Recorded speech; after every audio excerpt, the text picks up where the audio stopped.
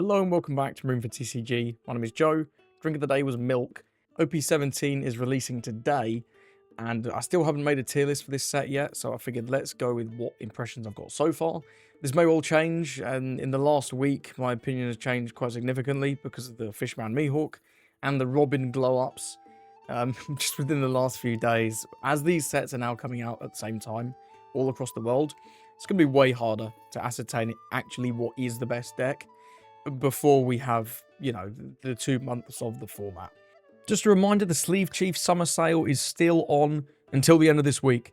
Do be quick because some lines, including the Night Blossom bundle, are already sold out, but there are a good amount of these lines with hefty discounts still available to you, including most of the individual Night Blossom items. If you do want to pick up anything off the website, I'd say do it before the end of this week because the sale will be ending and then prices will be higher. What a shock. And if you do, code Marine for 5% off. Thank you to Sleeve Chief for sponsoring this video. But anyway, let's start with the new leaders. And I think of them, I do think Rocks is the best.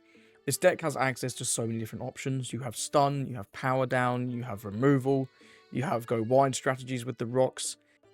The Shiki especially is able to exude so much pressure over your opponent's board. And the onboard effects from the Nugate and the Shiki both make it such that your deck having 35 odd bricks doesn't matter.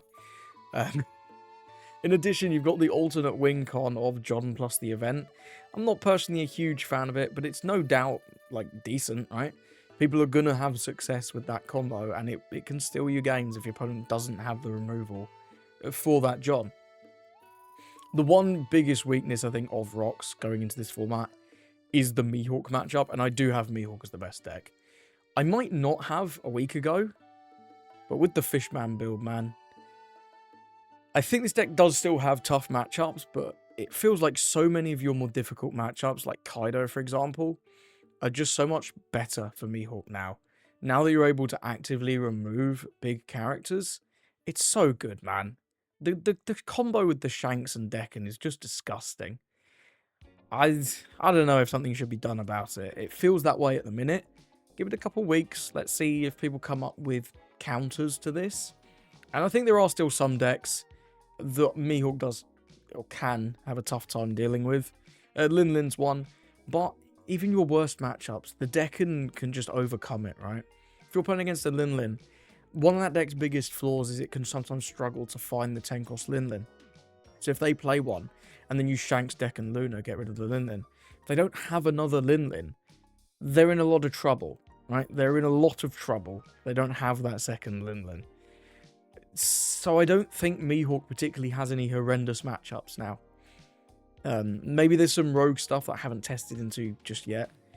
But it feels like of the best decks, there are none that your opponent flips over and you're like, ah, that's terrible. Probably the most difficult matchups that I've found so far are Lin Lin and Ace. And I guess we can mention Lin Lin now. I think Lin Lin is just strong. It's a fine deck. Into all the decks, though, that have a lot of resources, the Elbaf decks that we'll come on to in a minute, which I've got ranked pretty highly, into Rocks, they're able to just trash cards, and then you don't really have a leader effect. In addition, I don't like the fact that you sometimes whiff Big Mum on 10, and you have non-games as a result. You have one searcher that's a top 3, and the pudding can help you draw some cards, which is great.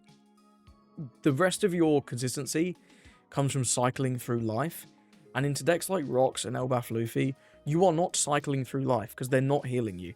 They're just going, okay, you can trash one card.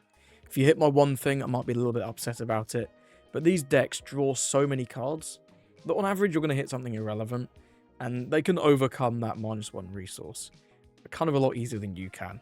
So I've just got Lin Lin is strong. I think as well, the more people play into this deck, the worse she's going to do, because it is a bit of a skill check deck. However, if you really like this Big Mum package, I'd actually recommend playing Nico Robin. Now, I don't think Nico Robin is top tier, but I do think this deck feels like a stronger, more consistent version of Lin Lin.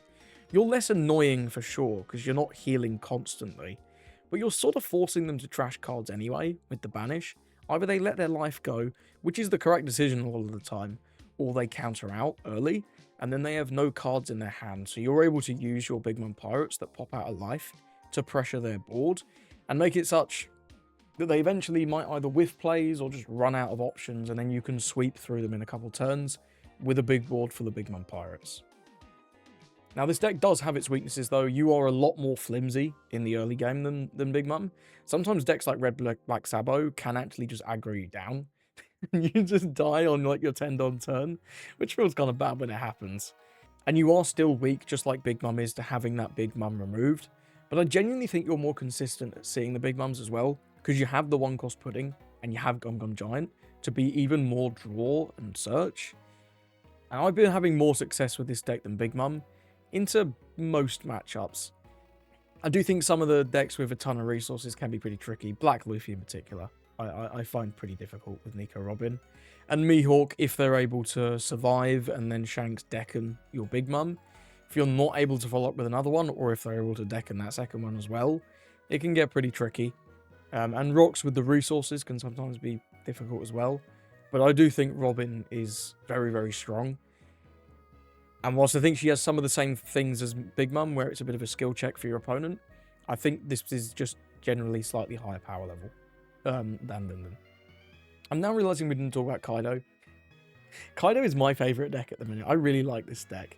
And a week ago, I would have probably put it up here. But with the Fishman build of Mihawk now existing, that matchup's a lot tougher now. If anything, I'd say it's maybe slightly Mihawk favoured. Whereas before, I'd have said this is quite a favoured matchup for Kaido. I do still think you do well into Rocks. I do still think you're pretty fine into the Elbaf stuff. And the power level of this deck when it hits its combo of the ramp into King into 10 costs is off the charts. But you do have a fraction of games where you just don't see King. And then the deck feels significantly weaker. And now that Mihawk has the ability to remove our 10 costs, I think that matchup is... If it's not unfavoured, it's 50-50. It's not favoured anymore. It's difficult. So for that reason, I've only got Kaido in great. I think he has some strong matchups kind of across the board. There's nothing that your opponent flips over and you're devastated to see.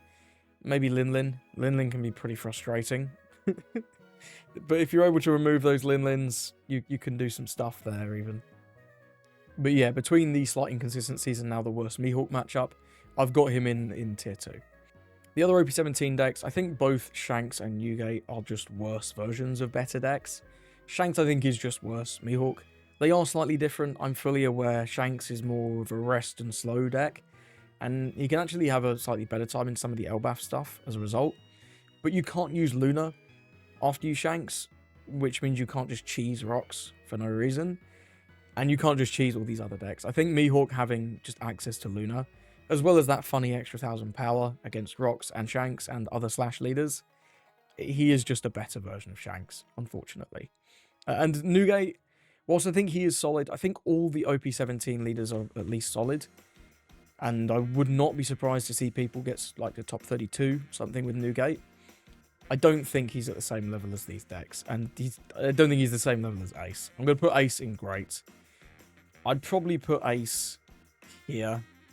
I think this deck's a little overrated at the minute. It's kind of boring. You just do the same thing every game. When you lose dice roll, you're really fucking sad about it. And if you whiff one thing on curve, the deck feels significantly worse. And you are not the most consistent. You have a top 3 and a top 4 search. That's not exactly revolutionary. And you've got to see 6. You've got to see 8 cost Newgate on 8. And then you need to sort of chain those 10 cost Newgates, ideally. Or at least have more 8 cost Newgates. And you also need to see Luffy early into all the Elbaf stuff. Otherwise, you just get aggroed out of the game. In addition, your box matchup is like borderline unplayable. They have so much defense with the Newgate effect, the Shiki effect. You can't remove them if they don't tap them. And even if they do tap them, it's easier to remove. It's easier said than done to remove them. And then in the late game, the Stussies are able to stun your board incredibly efficiently. So for me, I think actually it was a pretty good matchup into Mihawk, but the Rocks matchup is trash. And the consistency is also not incredible. So I think tier 2 is good, but that 10 cost Newgate is no joke, right? This deck's power level is very, very high when it curves out. That 10 cost Newgate is an absolute beast. The final OP17 leader, Elbaf Luffy, and we'll chain this into the other Elbaf decks. I do actually think Luffy is the best of them, personally. I find the Loki blockers way more annoying. kind of no matter what deck I'm playing, than I do Sabo's sort of extra aggression. But I do think both of these decks are very, very powerful. The Elbaf engine just has so much value. Everything draws a card. You play Usopp, you draw 1. You play Saul, you draw 1. You play the Luffy, you draw like 2 sometimes. You have anti-removal in the Zoro. You have so much consistency with things like the Sanji, the Saul, the Nami. In this deck, the Nami, the 1-cost Nami, the red one. There's so much consistency in these decks. And Pirate Docking as well is just an incredible power play.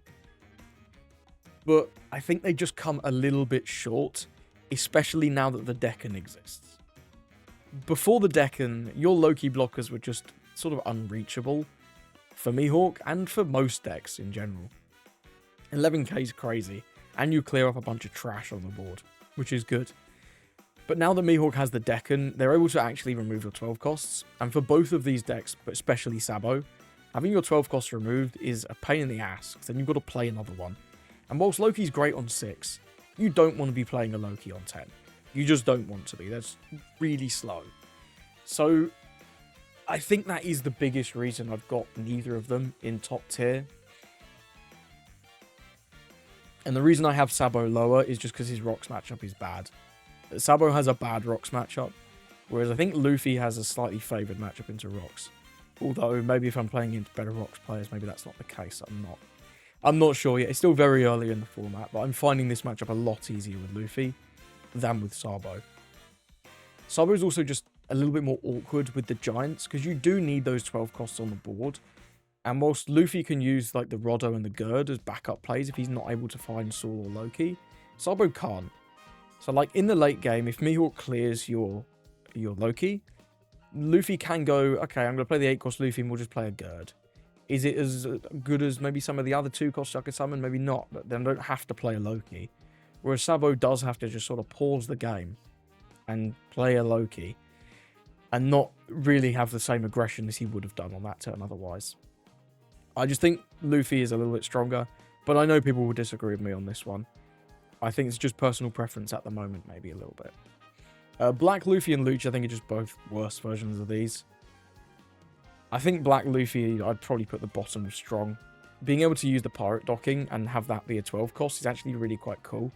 And that gives you a lot more consistency in having those 12 drops on the board. And in addition, you gain the benefits of being a 6k leader that Sabo has. But your Loki's not being blockers, like... The Loki kind of feels bad in this deck. Like, it doesn't, but it doesn't feel amazing, right? Because it's just a big beat stick, which is fine. But making him a blocker, man, is so good. You get to defend your weenies so much more easily with this deck. But yeah, I do think Black Luffy's significantly weaker. But he's still solid, and I didn't expect necessarily us to be seeing ST14 be a decent deck in OP17. Lucci, I'm going to put in Rogue. I just think this is worse. The extra reduction is actually pretty cool for the Loki's removal, but the deck is not consistent. Whilst you can draw a ton of cards, all of your reduction stuff is not searchable. Your Tempest Kicks, you can't find them. You have to make, like, you have to try and use sort of like Rebecca and Hina, but I just don't think it's as powerful as these decks. There's a lot of 10 cost, there's a lot of anti-removal as well, right? Rox has Kyo, Kaido's dudes are just enormous. All the Elbaf stuff has plus 12 cost, so you ain't removing anything. Into Enel, who is still relevant, you ain't removing the Enels. I think Lucci just has some significant weaknesses that you don't gain enough from his leader effect to make yourself as good as these other Elbaf decks. But that's just where I'm at the minute. Zonji's getting some new stuff. I haven't tested this deck yet. It's probably still a rogue deck. Decent rogue deck for sure, but I can't see it being any much higher than this, especially with Mihawk, right? He's a 6k leader permanently. You fucking suck ass into Luna. I can't see that being a playable matchup. Moving on to a bunch of decks that we don't have to talk about as much. ST21 has not changed, it's just probably got a little bit weaker because everything else is slightly better. I do think these aggro decks are probably some of the better decks into Mihawk, but the Perona being able to stun so much is pretty frustrating, and some of them are even playing Yasop now, which can aggressively take out your board. I think ST30, is that the right number? Yeah, ST30. There's so many of these starter deck Luffy leaders, bro. I think ST30 Luffy and Ace is the best user of the Straw Hat slot now, because your board is just harder to take out. There's a lot of power down, but even after you play like a Nico Robin in an Elbaf deck, those Luffys are still 6,000 power. So they're still not trivial to take out, which is nice. It means you can save more of your board. But being a 6k leader is also just still strong. I don't think a ton has changed. You're still just doing the same stuff you were in 16.5. And it was a decent deck in 16.5. You could maybe put this at the bottom of strong. In fact, I will. I do think he is stronger than these decks, actually. This deck can cause you some problems. Like, I've played some games into this with Mihawk where they just aggro so fast. They've got to hit the combo, though. And sometimes that can be pretty inconsistent. So I don't think I want to put him any higher. Red Purple Luffy's in Rogue. Hasn't really gained anything in this set. It's alright. It's an 8k bot deck. You get to play Gum Gum Giant, which is fine. But I don't really have a ton to say. Moving on to the OP17 leaders. I think Sengoku is kind of crap now. You're a massive Mihawk Luna victim because all of your characters got 7. Last format, I'd probably put him at the bottom of strong, the very bottom of strong. But now, I think it's just a Rogue deck. In fact, I'd probably put it at the bottom of Rogue. Your Mihawk matchup is just going to be so atrocious. And you already had a tough time into some of the 16 leaders, like Goofy and an L, that I just can't see a reason to play this. The Aramaki doesn't help. That card's mid as shit. Teach hasn't really gained anything. The Mihawk matchup is going to be ass. The Rocks matchup isn't going to be great, I wouldn't have thought, because they have so much power down. They can either remove your board or just reduce it such that your teachers can't free block, which is cool. The Stussy is also pretty brutal. The Elbaf decks are going to be pretty damn quick as well, and you didn't tend to love aggro as Teach. I'll put him in strong. I'd put him still in strong. I haven't seen many people playing Teach, and I've not played into a single Teach, which leads me to think he's probably not amazing, but he can't be that much worse than last set, right? Yamato, I just don't personally believe in that much. I'm actually going to put Yamato in strong, because at least in my head, Mihawk's cards don't work into Yamato. The Vanderdecken doesn't want to KO the unblockable Yamato because it has an on-KO. Luna doesn't do anything. Shanks resting your Yamato doesn't do anything because they're not going to KO them because they will have on-KOs. So at least in my head, this should have a reasonable Mihawk matchup. And swinging for 8 is the magic number into Rocks. They love just using one card for Shiki effect or Newgate effect. But if you're just swinging 888, that is the number that everyone wants to swing into Rocks. So maybe both of these matchups are reasonably playable. I haven't played any Yamatos in this format for clarity. But I actually think this deck might be a little bit better than in OP16. Your Elbaf matchups are probably pretty bad though. That Loki block is going to be brutal against Elbaf Luffy. And against Sabo, they're going to be very, very fast and force you to play into their board, which is not really what you want to do because you want to be aggressive with this deck. So I think strong is a fine place for Yamato. Boggy's Rogue, nothing's changed. This deck is fine. It's just fine. You play a bunch of prisoners. It's all you do. Yeah, I don't have a lot to say on Boggy. If you're a Boggy aficionado and you think he's top tier this set, I don't know, let me know. Goofy, I'm going to put in great. I think this is underrated at the minute. Your Mihawk matchup was already pretty decent. Although I will say Mihawk's power level is just higher.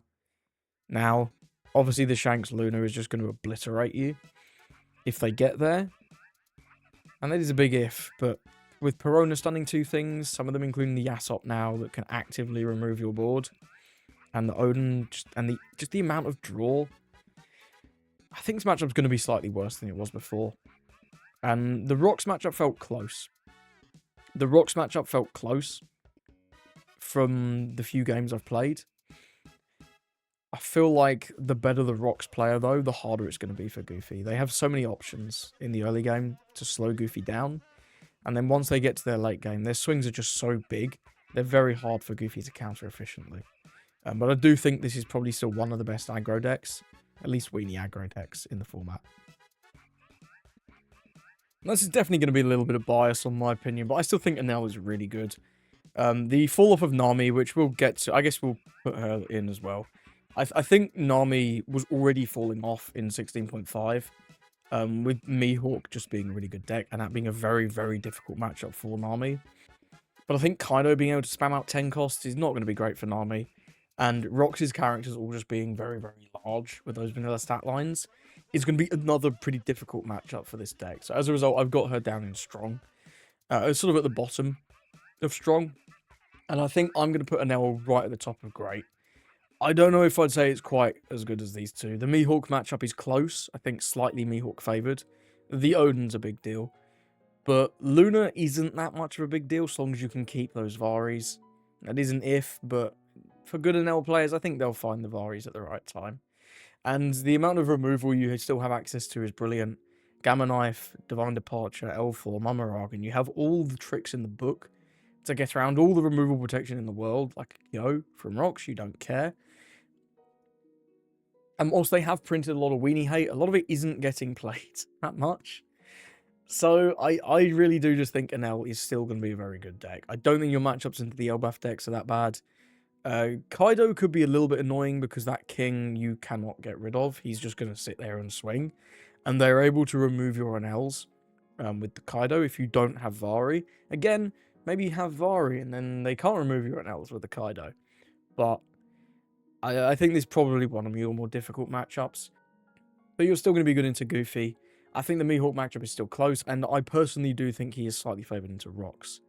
At least from what I've seen so far. But I don't think it's too crazy in one way or the other. A lot of these we can truly blitz through. Rebecca is still a rogue deck, but I think she's at least worth a mention. Lucy, I think I'm going to put at the top of rogue now. Your Mihawk matchup is going to be shocking. This deck was already not that great.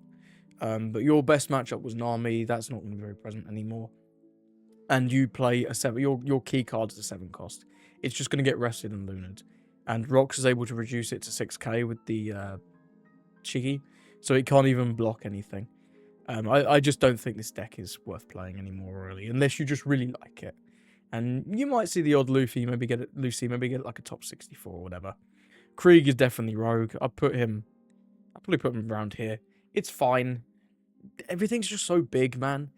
Mihawk's character's just getting bigger and bigger. Your whole board gets fucked by Luna except for Krieg. Rox's characters are so large that the -2 isn't actually that big a deal, which is annoying, and Kaido's characters will cost 10, so they're the size of the sun. I'm not a Krieg believer. If you are a Krieg believer and you think I'm wrong, let me know, but I just can't see him being that good this set. Crocodile, though, this is speculative. I've not played Crocodile, but at least in my head, he has a pretty reasonable matchup into these two. Because the 8-cost Croc both dodges Luna and can't be KO'd, that seems like the sort of two things you need to be a good card into Mihawk. You're able to slow them down by stunning 2 things a turn, and then build up this wall of 10ks, which are not easy to defend swings from, and also not easy to really do anything about. Like, you can't remove it. It's just there. Crocodile is just there. And with Mihawk cutting the 9-cost Mihawk as well, they're not really playing that very much anymore. And sometimes they're not even playing Lord Beppo. A lot of lists are just playing the 10-cost Shanks and then sometimes the 9-cost Shanks. Both of which are fine into Crocodile. They can deal with his early game. But I just feel like this deck could be a little bit sleeper, this format. Rocks as well, you get to play out a lot of dudes, go pretty wide, which is always nice into Rocks. And 10k is a very annoying stat line for you to be swinging. And being able to stun 2 things a turn is nice. You're going to get a lot of value out of that stun from your Crocodile. If you're stunning like a Nugate and a Shiki, or a Shiki and a Rocks, that's a crazy amount of value for just 8 Don, right? And I do think Crocodile could be a little sleeper though, but maybe this is also another little bit of cope. I always seem to rate Crocodile higher than other people, but I don't know. I've just got a feeling this set could be the set for the Croc mains. Moria's rogue. I've seen a little bit of content on this. It makes decent use of the pudding. Can really help with Moria's hand size issues, the 3-cost pudding. But I still just don't think the deck is... I just don't think the deck is very good. I don't like it. It's... In a similar way to a lot of these other yellow decks, a lot of the agency is on your opponent. If your opponent plays like shit into Moria, then yeah, you're going to farm them. But I just don't think this deck is as powerful as the Big Mum Pirates decks. And in addition, you're like ultra reliant on your first life being a trigger. If your first life is not a trigger, it feels really bad. So I don't know. I'd put him in rogue. Dofi, I'd also put in Rogue. He hasn't gained anything. Nothing's really changed for this deck. Of the new decks, you're going to have a bad time into Kaido for sure. Mihawk might be alright for you. It was always pretty close in the past, but Mihawk is just kind of a better deck now. So maybe that's not the case anymore.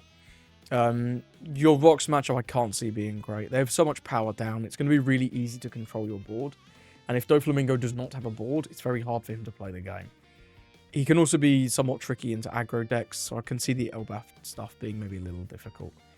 I don't have too much experience with this one, though, so I'm just going to put him in Rogue. Boa, I think, could be alright.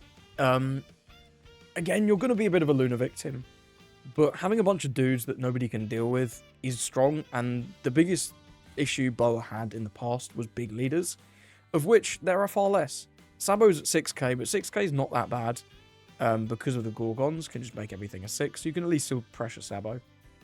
And Nami is gone, mostly, and Ace will sometimes be at 8k with the Newgate, which is probably going to be pretty annoying. But outside of that, I think you should be pretty decently aggressive. We just haven't really gained too much recently. A couple of commons last set, which are fine, but not incredible. Jinbei, I haven't tried him with the rock stuff yet. I think he's probably still pretty crap, but I don't know, maybe the rock stuff can breathe a bit of life. RG Luffy was probably the second best deck in 16.5, and I think he should still be good in 17. I think he's a little underplayed right now, for sure. The Elbaf stuff you should be pretty good into. You're always pretty good into aggro decks, which these decks kind of are, but they do have more of a late game, whereas something like GP Luffy, his late game isn't as resilient as Sabo or Luffy, especially with the Loki blocker. That could be pretty frustrating. In terms of Mihawk and Rocks, I think Luna's going to be pretty brutal. You don't tend to play much higher than a 10. Maybe we can make use of the new Tenkos Shanks, but you're going to make worse use of it than Mihawk does. That's just without a doubt. And I think also into Rocks, the Gloriosa in particular is going to get rid of a lot of your value. If Rocks is able to find enough of those, just get rid of your Sanjis. And then as soon as you tap a character, he has the Shiki to just reduce it and make it very easy to swing into, which I can see being pretty difficult. In addition to all his characters just being very large, so you need lots and lots of Dons to just counter out of them at all. I do still think he should be good though. I think putting him lower than great is... I can't see him being lower than great, right? It was a really good deck last set. I'll put him about here for now. Rosie was amazing in 16, but I can't see him being very good now. Just Luna, man. Luna just completely screws this deck. Maybe if you can dodge Mihawk, but I don't know how the hell you're going to dodge Mihawk in this format. He's going to be everywhere. That guy is just too good. Ace as well. I'll put Ace in Rogue, honestly. He's just been slowly getting worse. He's not gained anything since, well, a long time ago. And your Mihawk matchup was always shockingly bad. So I can't see that changing too much now. Sanji I'll put in Rogue as well. Another Mihawk Luna victim, in my opinion. Another weaker deck that struggles into Luna. Katakuri is pretty solid in the starter deck format, but I do think he's probably a little bit worse now. I'd probably put him somewhere like here. This Luffy looks a little bit too high. I'm gonna go like that for now. I think the Catalocker dodging Luna is nice, but it still gets rested and rammed into, so it's probably gonna die. In addition, your Elbaf matchups I can see being pretty difficult. You've always struggled into decks that are able to go wide fast, like Goofy. And the Elbaf decks do that, but then have a good end game. And present interesting obstacles for you to get through. Which I think you'll maybe just run out of resources with Kata. Especially as all of these decks have access to a lot of power down to reduce the efficacy of your Kata blockers. UP Luffy did gain some new things. I'm going to put him at the top of strong. I think the deck will perform a little bit in this format.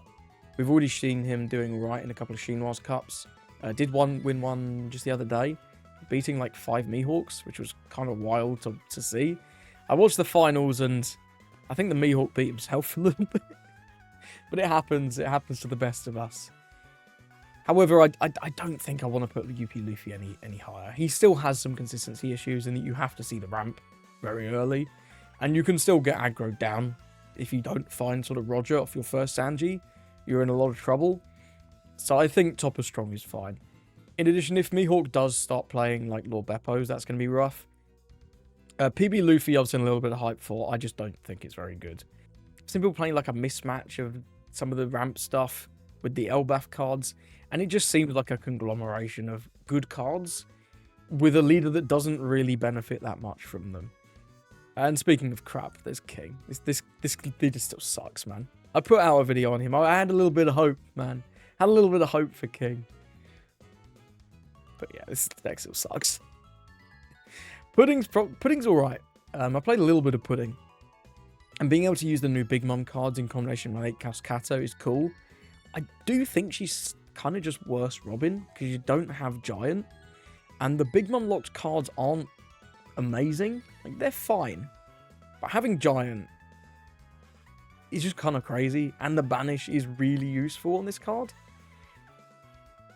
So I think I'll just put her a little bit lower than Robin. I do think she has something to say.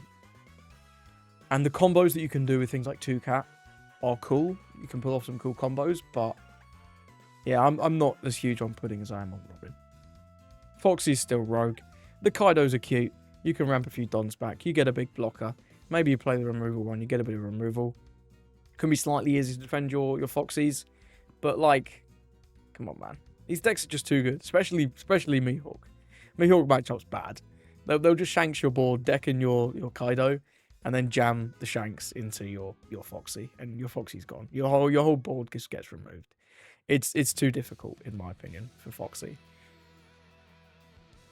And L's a fine rogue yellow deck. It's okay.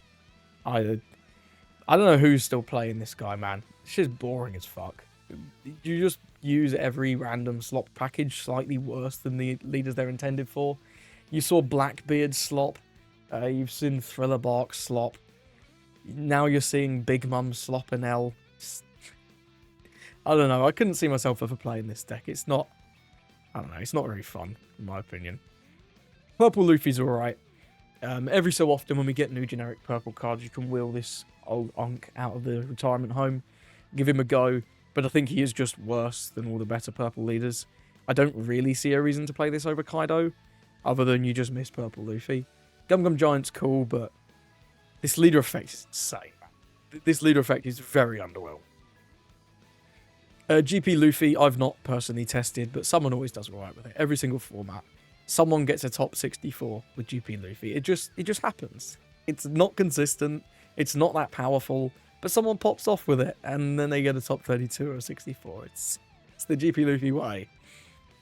Red Bull VV, I've seen some people trying to make use of the Rocks engine. I think it's just cope, right? Like, just play Rocks, dude. Just put the Rocks in the bag. You're a Slash leader. Like, I know Rocks is too. But yeah, it's unfortunate they made her Slash. They should have made her Wisdom.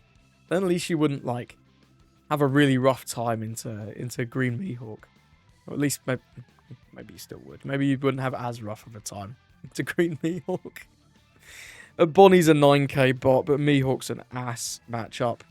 I'll put her in here next to Ace. Both these leaders just do the same thing. They become very big. Him with his blockers, her by just being 9k. But Mihawk's able to rest down your top end, either with Lord Beppo or with Shanks and then decking it, which is not good. Bello Betty is a cope deck, but it's maybe better than some of these. I don't know. Go hashtag EMB's probably done some videos on this. That guy fucking copes Betty like crazy. But I don't think the Big Mom build is very good. I think you're better off playing the Big Mom stuff in many other decks. It doesn't synergize that well. It's cute, right? Some of the Revolution Armory characters are triggers and 4K, but they're also really bad cards. You're heavily reliant on getting triggers, even more so than these decks. So if you just get starved out, it can be pretty tricky for Betty, because you have even less card advantage in many situations. Blackbeard, I think, could be a cool anti-meta play. I have no idea how to place him. If you're a Blackbeard main, and you have opinions on Blackbeard, let me know. But, like, both of these decks really do rely on plays. I think you're going to be terrible into the Elbaf stuff, because you just can't remove it. It's too big. Like, they're all plus 12 cost. At least the Giants are. So they're going to be very, very difficult to deal with for Blackbeard. And the 2-cost Zorro also just negates all your removal. But into these top two, I could low-key see him having a little bit of sauce, you know? Like, if Mihawk plays the Shanks and it's still just a rush unit, which is pretty good into Blackbeard. He doesn't love Rush. But at least you can't rest everything and restand those Dons. And you can't Decken. Luna's alright. It can freeze all the Burkers, which is pretty reasonable. But a lot of your cards are vanillas in that matchup, so maybe that's playable for Blackbeard. And a lot of Rox's cards are vanillas as well. Turning off the 10 cost is great. The Shiki's probably going to be the biggest menace, and Kyo, because then you struggle with removal yourself. But maybe you're able to go like an aggro Burgess version, although that's going to get reduced by Shiki. I don't know, man. I think it could be a cool anti-meta option, but probably not that strong. And finally, my two Navy Copes, Kobe and Kuzan. Kobe sucks. Kobe's not good this format because of Luna. If Mihawk doesn't play Luna and ends up just playing Strongs, which I've seen a lot of people doing, then suddenly your whole board might not be frozen. You might be able to attack with one or two things. But the constant resting, the constant can't rest from Odin and Perona, and even Yasop being able to let them maybe take out your board a little easier, all just very, very annoying. And then all of Rox's characters are massive, so you have to be farming dolls. So I've played into Luna decks before, man. It sucks. There's no counterplay. There is no counterplay. You can play the doll that increases all the costs by 2. Most of your shit gets Luna'd anyway, and they'll just rest and KO the doll. It doesn't do anything. And for that reason, I'm just going to leave him in Rogue. And Kuzan, I'll put in Rogue as well. It's probably still fine. Ice Time is pretty good. Rox has a lot of when attacking effects, so freezing all those is pretty nice. And you are able to cheat dudes out very aggressively, which is nice. And like Aramaki, being able to bot deck all the 2 costs into Luffy and Sabo, as long as they don't have Zoro, of course, which is it's another if. But if they don't, then that's pretty nice for you. Late game, Galdino Ice Time, stun the board. It's still good. But you will get Shanks Luna'd, just like everyone else does. You are no different from the rest of us, Kuzan. You will be Shanks Luna'd, and you will not like it. Almost everything in the deck is 7 or less. It's just Aramaki and 8-cost Garp that dodge, and 8k is it's not a good stat line when your opponent's swing minimum 12. And they have Decken available, and we don't have removal protection. At least not good removal protection in this deck. So I think Rogue is fine. And that's it. I do just have 2 decks in my top tier. I think a lot of people will have Sabo up here. But with the Fishman build, I think the Mihawk matchup is a lot more difficult. And as Rock's players are getting better, I think that matchup's bad for Sabo. So I just don't feel confident putting him in top tier. This is where I'm at the minute. I'm sure more will change. I mean, if this was a week ago, I would have probably had Rox above Mihawk. And then Robin, like, down here. But that's not the case anymore. Things are changing fast in this format. It's kind of crazy. Let me know where you disagree with me. Let me know where I'm wrong. Let me know that I'm coping on Crocodile once again. Thank you for watching, and I hope you have a lovely rest of your day.